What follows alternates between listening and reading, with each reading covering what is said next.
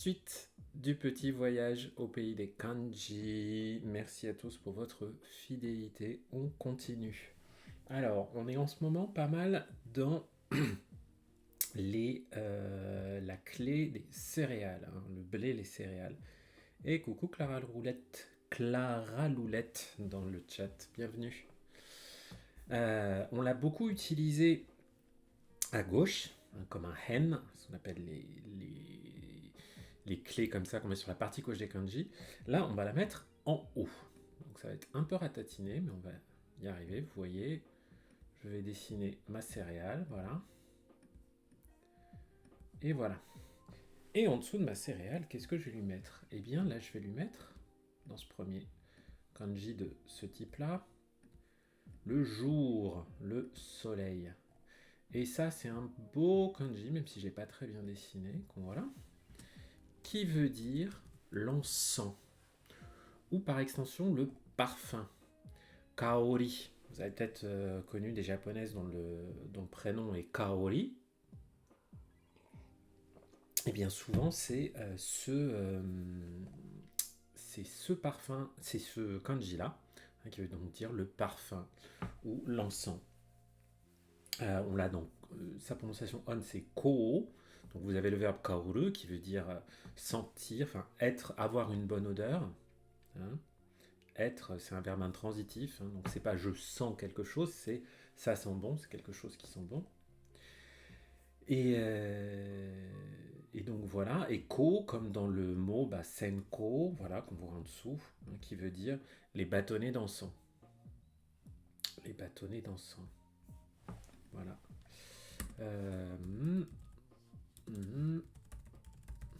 Voilà, je voulais aussi vous montrer, c'est avec une prononciation chinoise, donc vraiment chinoise, hein, je ne parle pas des prononciations on sino-japonaises, mais c'est le premier symbole du nom de l'île de Hong Kong. Hein. Donc en japonais, ça va dire Hong Kong. On va utiliser ces symboles-là. Hein.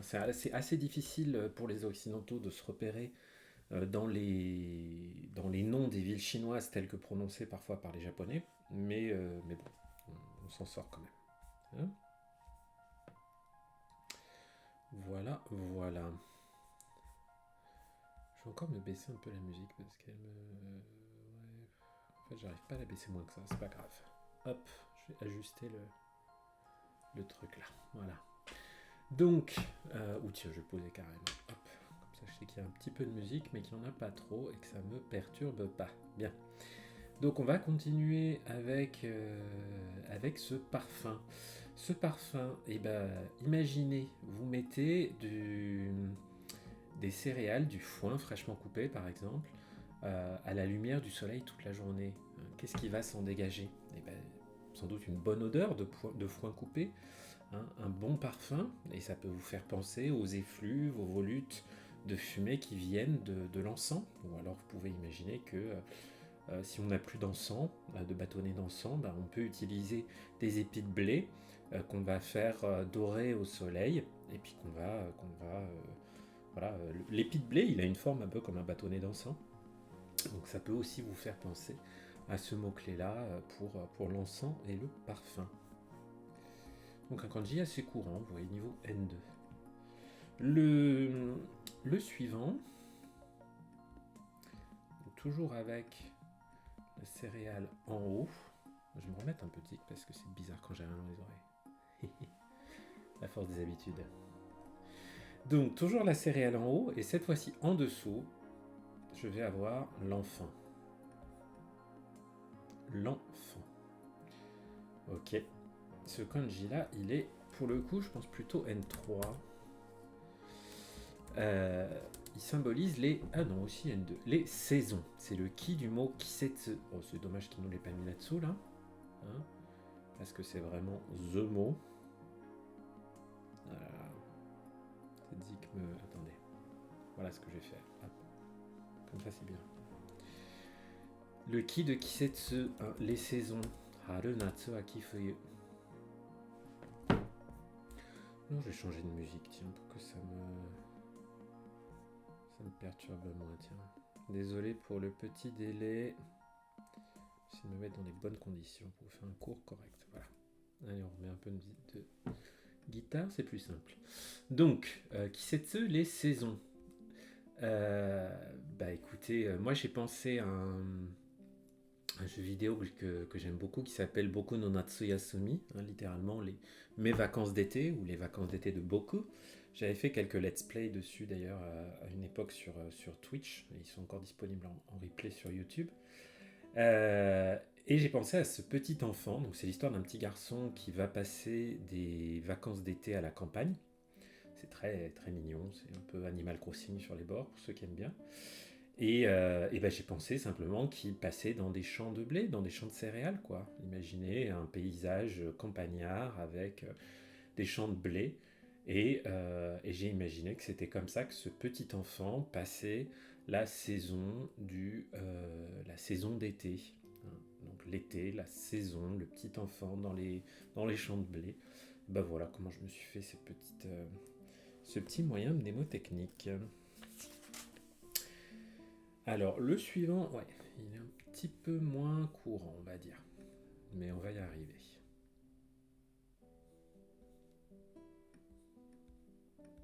Hop. Encore le blé, là-haut. Et cette fois-ci, j'ai pas l'enfant ou le jour en dessous, j'ai la femme. Une femme en dessous. Ok? Est-ce qu'il me l'a reconnu?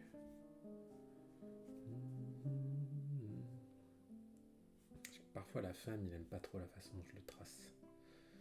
C'est pas grave.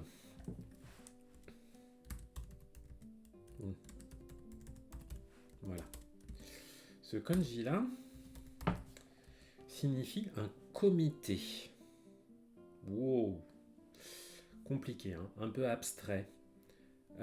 Cette notion de comité. On a aussi ce verbe, la yudaneru, qui veut dire confier une responsabilité, confier quelqu'un ou quelque chose à quelqu'un d'autre. Sa prononciation la plus courante, c'est ce i. Coucou gros papa dans le chat. C'est le i, comme dans le mot que j'avais tapé pour retrouver ce kanji, puisqu'il n'aimait pas la façon dont je l'avais tracé. C'était avec i-in-kai, bah voilà, vous voyez en dessous, i-in-kai, le comité. Le comité. Littéralement, ce kai, là, c'est la rencontre, la réunion des membres du comité. Bon, bah voilà, le comité lui-même. Et in, c'est donc un membre du comité. Toujours avec... quand vous essayez de reconstituer le sens d'un mot composé de plusieurs kanji, partez de la fin, comme quand vous êtes dans une phrase en japonais et que vous êtes un peu perdu, partez de la fin, généralement, on s'y retrouve mieux. Donc, moi j'ai pensé que pour retrouver cette idée de comité, j'ai pensé à une coopérative agricole, et j'ai pensé que les femmes japonaises travaillent toujours énormément dans les rizières et dans les champs, de façon plus générale. Donc dans les champs de céréales, on peut même voir l'image d'une femme qui porte des céréales sur sa tête avec ce kanji.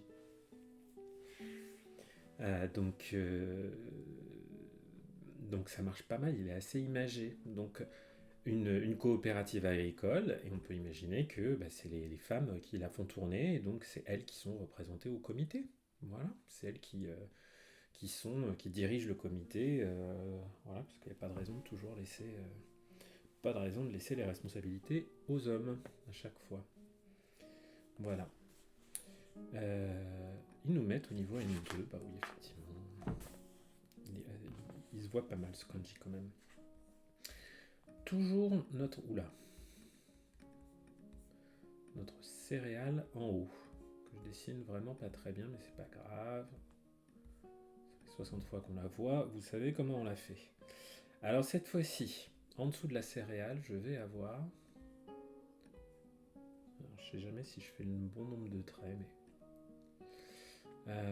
Tac. Non. Alors, ouais, il me l'a reconnu. Plus compliqué ici. Embête qu'il ne m'a pas reconnu la version plus simple. C'est pas grave, on va faire... Voilà. Oups. Heureusement que je m'étais souvenu d'un mot qu'il utilisait. Ce kanji-là représente l'excellence. Le fait d'être excellent, d'exceller. Ça fait partie du sens de ce verbe-là, hein, exceller, surpasser, être supérieur. Hideru. Là, on est plutôt sur du N1. Et le mot que j'avais tapé, c'était yushu, hein, qui veut dire euh, justement supérieur, excellent, vraiment distingué. En dessous cet élément-là, parfois j'oublie un peu son sens, hein, ce petit élément en dessous. Ouais, que j'avais tracé correctement, c'est bien un seul trait. Bon, bref.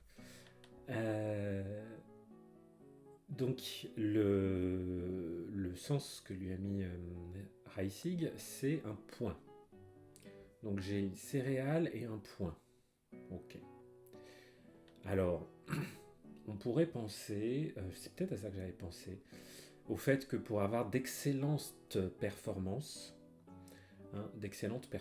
les sportifs de haut niveau devaient manger beaucoup de céréales, beaucoup de glucides, de sucre lent, vous voyez, comme du blé.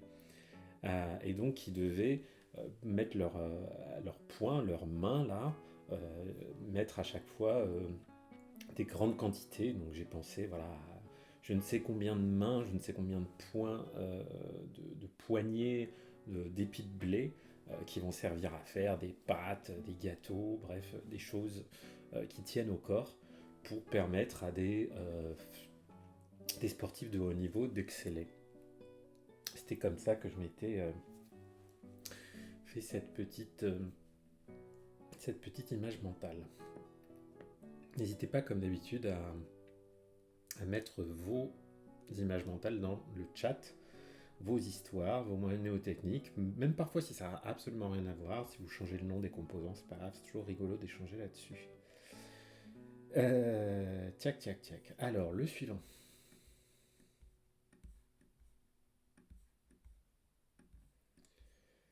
On reprend ce qu'on vient de faire, hein, c'est-à-dire l'excellence, et on va lui ajouter cette fois-ci la clé du chemin.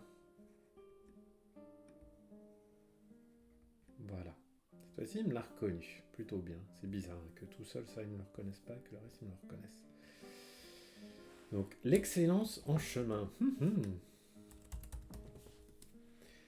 C'est transparent. Comme dans le mot tomei, l'adjectif tomei, un adjectif invariable, donc en a, qui veut dire donc transparent.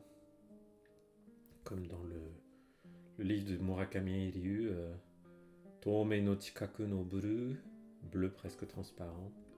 C'était un livre assez difficile que j'ai jamais lu en japonais, mais que j'avais lu en français il y a longtemps.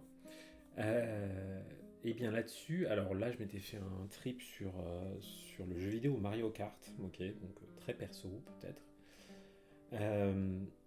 Mais dans ce jeu vidéo, quand on fait je m'étais fait l'histoire que quand on était vraiment excellent, qu'on faisait une excellente course, eh bien on pouvait l'uploader, on pouvait la partager avec les autres joueurs par le monde, qui ensuite allaient se mesurer à nous dans la course qu'on a fait. Et quand on fait ça, quand soi-même on se mesure à un autre joueur excellent justement, sur la route, ou le chemin, la bagnole de ce joueur est transparente, hein, pour pas qu'on lui rentre dedans. Bon bref, c'est complètement tiré par les cheveux, j'en ai bien conscience. Mais il faut bien trouver des correspondances. Donc, excellent, chemin, transparent. Sinon, vous pouvez penser à un super-héros comme le Flash. Hein, le Flash, imaginez, quand les choses vont trop vite, on ne les voit pas. C'est comme si elles devenaient transparentes. Imaginez un super-héros qui court super vite sur le chemin, qui excelle à la course. Il excelle tellement qu'en courant sur le chemin, au bout d'un moment, on ne le voit plus et qu'il est devenu transparent. Ça peut marcher aussi. Voilà donc ma petite histoire. Toujours avec cette excellence, cette fois-ci on va avoir, On va voir la clé du langage, dire, hein, ou la langue. À gauche. Et à droite, comme on vient de l'avoir, l'excellence. On va dire des choses excellentes. Alors, est-ce qu'il me l'a reconnu cette fois? Yes. Okay.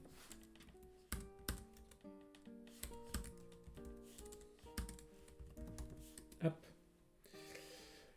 Ça, c'est le verbe sasoru, qui veut dire inviter quelqu'un. Inviter à venir faire quelque chose, voilà. Oh, Izanau, je connais pas. C'est très joli. Izanau. Ah non. Ah oui, non, là c'est Sasoru qui est niveau N3, ouais. Mais ce Izanau, je connais pas. C'est très joli. Oh là là.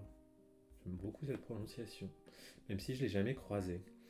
Oh, ils nous le mettent en niveau N1. Moi, je l'aurais vu plutôt Je l'aurais vu plutôt en N2, mais ok, why not. Et il a encore une prononciation you en prononciation on. Eh bien, là, j'ai imaginé avec ce kanji que pour j'ai imaginé une invitation très très formelle, très très belle. Hein. Coucou Géraldine, merci de faire passer une tête. Donc quelqu'un qui dirait des choses absolument excellentes pour inviter je ne sais quel prince ou princesse ou noble à sa soirée mondaine. Voilà, donc c'est comme ça que je m'étais fait cette image, peut-être pour inviter son excellence carrément. Hein. Faire attention parce qu'on a aussi un kanji qui veut dire son éminence, l'éminence, donc faut pas les confondre. Voilà, mais si vous voulez qu'on accepte votre invitation, il faut dire des choses excellentes dedans. Voilà, voilà. Oh, alors le suivant, ça c'est un kanji que je ne sais absolument pas écrire, mais j'arrive à peu près à le reconnaître. Je sais pas écrire parce qu'il a vraiment une gueule, un peu particulière. Donc, cette fois-ci, on a la clé des céréales à gauche, ok. À droite, on va avoir une variation sur le kanji du chien. Hein, je sais pas si vous vous souvenez, le kanji du chien, on va se le voir là. Vous voyez, hein, c'est grand et une petite goutte là. Bah là, on a quelque chose de similaire, mais avec quand même une jambe qui traîne un peu par terre. Carrément dans son manuel, M. Haïsik dit que c'est un chihuahua avec une jambe humaine. Ok, ok. Peut-être que c'est une image suffisamment forte pour qu'on la retienne. Et en dessous, on va avoir la cuillère, ou l'enfant qui tend sa cuillère, et le jour, le soleil. Et cet ensemble-là, ces deux kanji-là, veulent dire quelque chose de délicieux. C'est le kanji pour umai. Umai, c'est trop bon, c'est délicieux. Donc, il est un peu farfelu ce kanji, j'ai toujours trouvé très farfelu. Ce qui fait que j'ai beaucoup de mal à... Enfin, je suis absolument incapable de l'écrire. Mais j'arrive à le reconnaître. Surtout, bon, je me base surtout sur sa prononciation maintenant. Vous voyez, c'est quand même un kanji assez rare, même si c'est encore un Jōryo kanji. Le mot auquel je pense, voilà, c'est keiko, qui veut dire l'entraînement. Le sens premier de ce kanji, c'est, vous voyez qu'on peut lui mettre la prononciation kangaeru, hein, pour réfléchir, todomeru, mais bon, finalement on va utiliser d'autres kanji pour ça. Le kanji pour kangaeru, c'est plutôt celui-là. Donc on va surtout le trouver dans sa prononciation kei et avec ce mot keiko, pardon.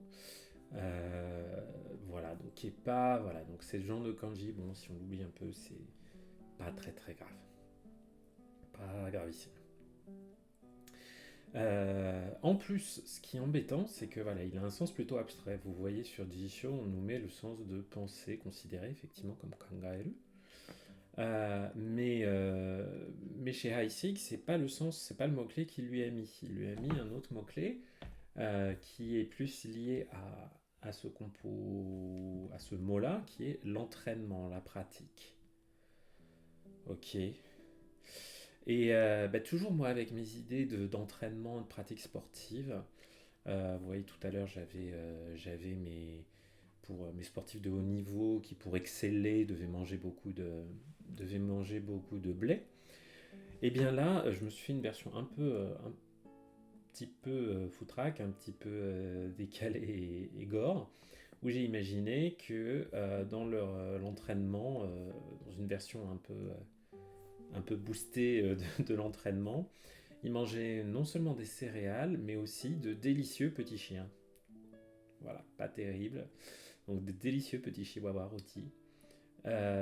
C'est que comme ça que j'arrivais à faire le lien entre délicieux chihuahuas et le blé et cette idée d'entraînement. Voilà, je pensais à un entraînement sportif. Bon, en vrai, ce kanji là, régulièrement, je l'oublie et le mot keiko, je suis là, ouh, c'est quoi déjà lui? Donc vous faites pas trop mal non plus avec. Alors le suivant, en revanche, il est un peu plus utile. On va trouver à gauche le chevalier gentleman samouraï, la couronne, et en dessous, les céréales. Et à droite, je vais avoir le missile, d'après les composants de Monsieur Heissig. Ok. Et cet ensemble-là nous désigne justement ce dont on parle depuis quelque temps, les fameuses céréales, le grain. Sa prononciation, c'est koku. On trouve, donc par exemple, dans beikoku, c'est la céréale du riz. Hein, quand vous voulez vraiment parler du riz en tant que céréale, beikoku, c'est très bien. Dans un autre contexte, ça peut aussi vouloir dire les États-Unis, mais ça, c'est autre chose, avec d'autres kanji. À quoi je pense ici? Dakoku. Hein, dakoku, c'est quand on enlève, vous voyez, avec le kanji pour enlever, déshabiller. En anglais, threshing, je ne connaissais pas. C'est quand on sépare la plante du riz des grains de riz pour pouvoir ne garder que le grain de riz. Enfin, et puis la paille de riz, on en fait autre chose après, on en fait des lattes de tatami, tout un tas de choses. Bien sûr, c'est pas jeté, hein, ou du foin, sans doute. Hein, dakoku, avec ce koku. Donc j'ai mon samouraï avec une couronne, des céréales et un missile, et tout ça, ça veut dire les céréales. À quoi j'avais pensé? Ah oui, j'avais pensé à une bataille entre des samouraïs dans un contexte plutôt rural. Un peu comme dans les 7 samouraïs d'ailleurs. Où notre samouraï essayait de défendre les céréales, le blé des villageois, des attaques de missiles, parce que pourquoi pas, on n'est pas à un anachronisme près, des attaques de missiles menées par le roi, hein, qui voulait leur piquer toute leur récolte avec tous leurs impôts. Je m'étais un peu fait une image mentale où il y avait les missiles qui venaient exploser les bottes de foin, hein, donc c'est pour ça qu'on avait des céréales qui volaient partout. Et comme ça, le sens, j'ai réussi à peu près le conserver. Le suivant. Alors, on va commencer cette fois par un suivant que je trouve très joli, même s'il a un sens un peu cracra, par la clé des fleurs, des plantes en haut. En dessous, on va avoir l'enfermement, hein, vous savez, le parc fermé, le carré qui entoure quelque chose. Et à l'intérieur de ce carré, je vous le donne en mille, des céréales.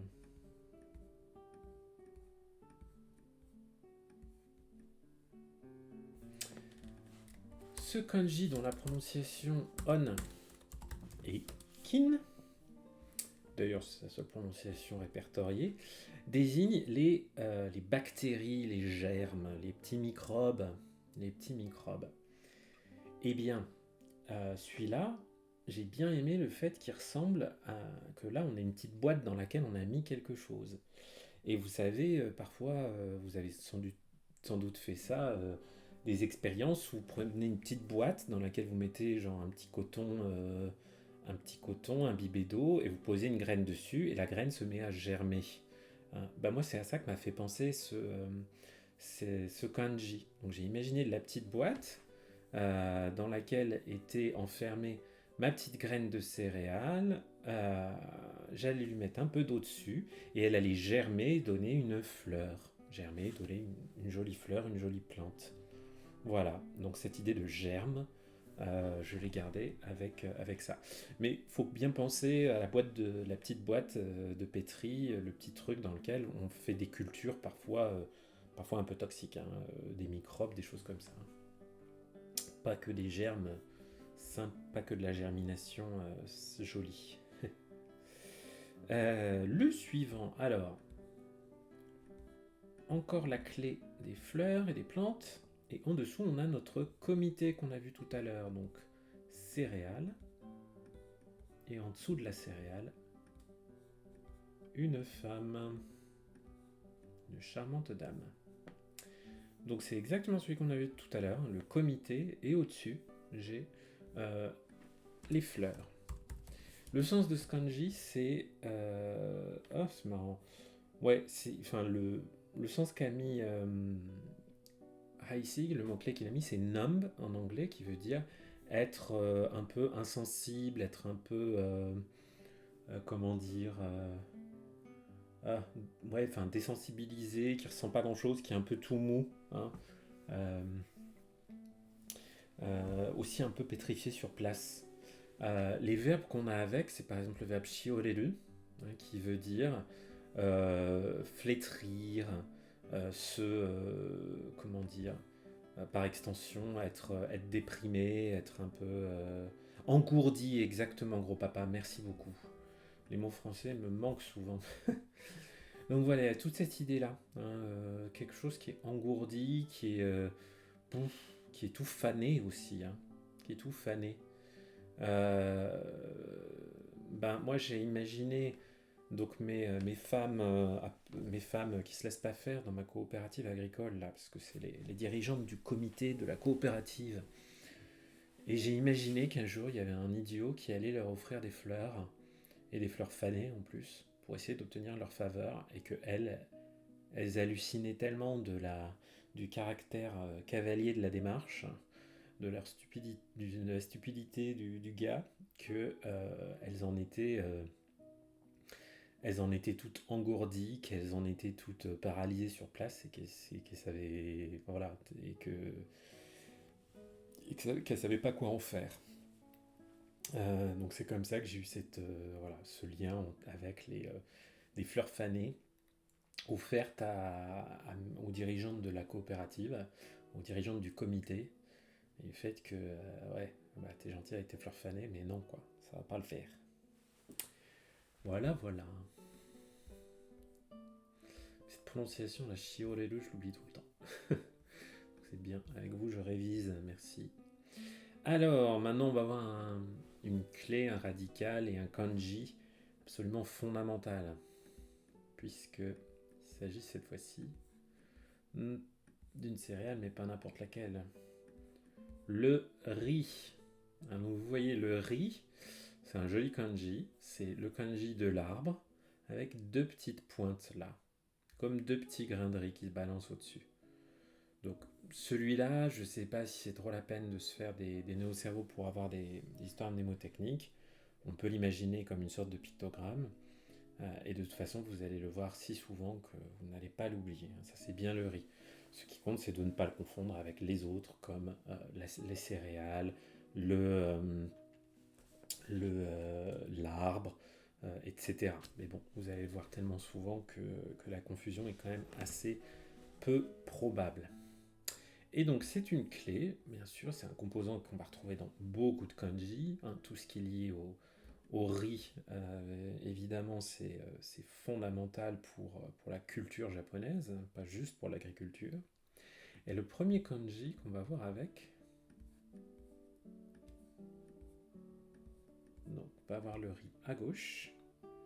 Hein, comme d'hab, les clés comme ça qui sont à gauche, comme l'arbre, le riz, la céréale, ce petit trait-là, il est un petit peu plus court. Bon, celui-là aussi d'ailleurs, mais je ne l'ai pas très bien dessiné. Et donc à droite, je vais avoir le kanji pour la division, la partition, la compréhension. Le kanji du verbe wakaru, comprendre, être compréhensible. Ce kanji-là signifie la poudre ou la farine. La farine. Facile, hein, retenir, effectivement. Si vous prenez votre grain de riz et que vous allez le diviser jusqu'à ce que, voilà, dans les toutes plus petites parties que vous pouvez imaginer, ça va vous donner de la farine. Logique, non? Voilà. Donc de la farine, de riz, de la poudre. Donc c'est le mot kona pour la poudre. C'est drôle, oui. Ça peut aussi vouloir dire les décimètres. Voilà, c'est beaucoup plus rare quand même. La prononciation ko, on la trouve pas mal comme par exemple un komugi ko, ça veut dire de la farine de blé. Kinako. Kinako, c'est de la farine de haricots de soja torréfiée. C'est délicieux le kinako. Voilà, sur les desserts, c'est trop bon. Et sinon, sa prononciation on, c'est fun, qui est d'ailleurs une prononciation on de la partie droite du kanji, pour notamment la minute. Go fun, 5 minutes. Voilà. Donc celui-là, je trouve qu'il trouve une jolie logique avec ces deux parties gauche et droite. Le suivant, il est sympa. Toujours ma clé du riz à gauche. Tchac. Et à droite, je vais avoir Uranai, la diseuse de bonne aventure. Et oui, qu'on avait vu il y a quelques temps et qu'on trouve dans pas mal de kanji. Du riz et une diseuse de bonne aventure. Le sens de ce kanji, c'est quelque chose qui colle, qui est gluant. Ok, il y a le verbe nebaru qui veut dire adhérer, être collant. Et cette lecture nen, comme dans par exemple nendo, non pas celui-là, voilà, nendo, qui veut dire de l'argile, de l'argile. Donc nebaru, être collant, coller, adhérer, tout ça. Et ben moi je m'étais fait une petite histoire avec ma diseuse de bonne aventure. J'imaginais qu'elle diseuse de bonne aventure, vous savez, il y en a qui vous disent l'avenir dans le marc de café, dans les restes de café d'ailleurs. J'ai un joli café avec ma tasse Harry Potter, la carte du maraudeur. Eh bien, j'ai imaginé que la diseuse de bonne aventure japonaise, elle regardait pas dans le marc de café, mais qu'elle allait dire l'avenir dans des mochi, dans du riz gluant, justement. Vous voyez, le mochi, c'est gluant, donc vous pouvez sinon vous imaginer une sorte de gruau de riz, du riz un peu trop cuit. J'ai imaginé la vieille diseuse de bonne aventure avec le physique de Yubaba dans Chihiro, qui fait en train de regarder quel est l'avenir dans de la pâte de riz toute gluante. Et le suivant, toujours avec notre ami le riz. Cette fois-ci à droite du riz, on va avoir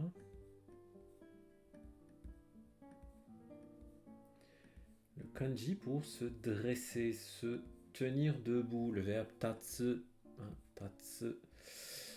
En composant, Heissig lui a donné le sens de vase. J'ai jamais complètement adhéré, j'ai eu du mal à me le mémoriser. Donc parfois j'utilise surtout son sens premier qui est être debout, tenir debout, se redresser. Et le kanji que j'ai mis avec,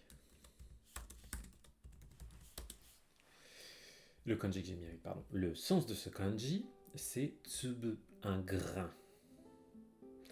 Sa lecture en ryu, elle est tout à fait courante, comme par exemple pour la particule ryu shi, une petite particule dans le sens comme un neutron, un proton, un électron, toute petite, voilà. mais aussi, voilà, tsube, un grain. Eh bien, est-ce que vous avez déjà réussi à faire tenir debout un grain de riz? Non, hein, c'est dur, c'est très difficile. Bah voilà, essayez de faire tenir debout un grain de riz. Vous aurez du mal, les amis. Mais peut-être que cette histoire vous permettra au moins de vous souvenir de ce kanji. Voilà. Et du coup, eh ben, ça va être tous les kanji qu'on va voir aujourd'hui, les amis.